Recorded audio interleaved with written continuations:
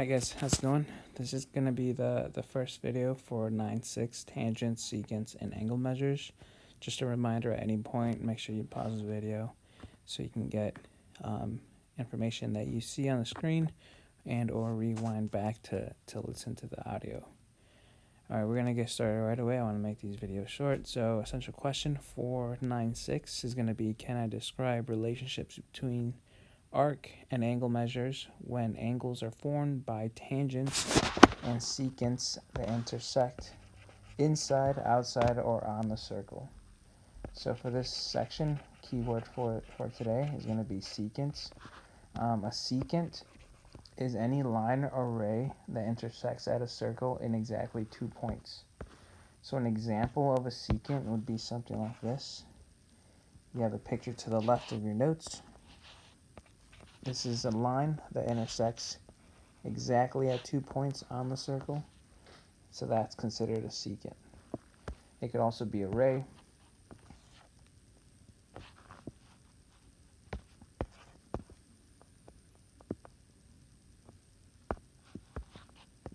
Again, also intersecting at 2 points on the circle. Alright, moving on to Theorem 10.14.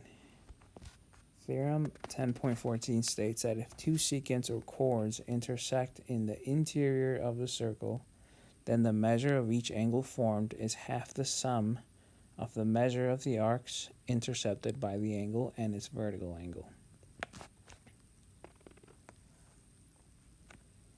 Essentially, in short, what Theorem 10.14 is trying to say, if you take a look at this picture down here, it's stating that if you were to add the arcs AB and DC and then divide it by 2, you will get the measure of angle 1, which is right there.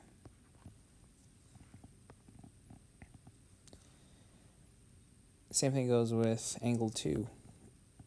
If you add the arc measures of AD and BC and then divide it by 2, then that's going to give you the measure of angle 2.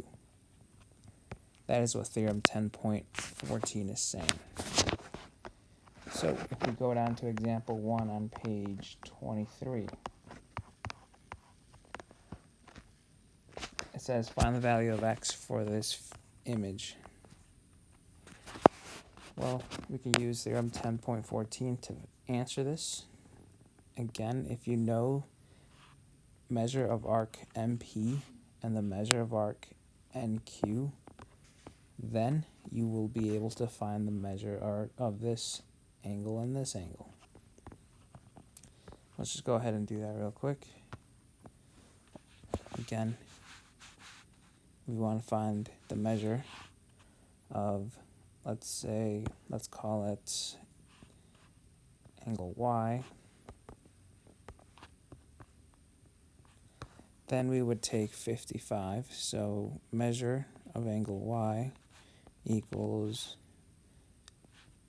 55 degrees plus 75 degrees divided by 2. So measure of angle Y is going to be 130 divided by 2, which is 65 degrees. So we know that the measure of angle Y and its vertical angle are 65 degrees.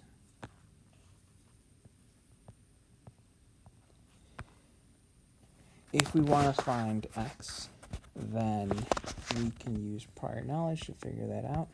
We know that measurement of angle x and angle y are supplementary.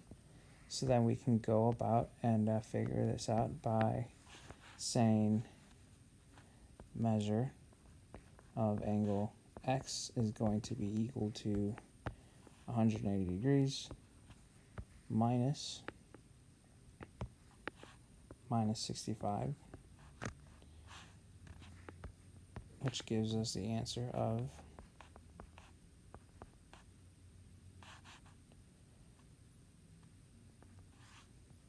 what is that, 115 degrees. So the measure of angle x is 150 degrees. So again, just to conclude, you know that this is a straight line. Measure of angle x and y are supplementary, so therefore you can find the measure of angle x if you know the measure of angle y.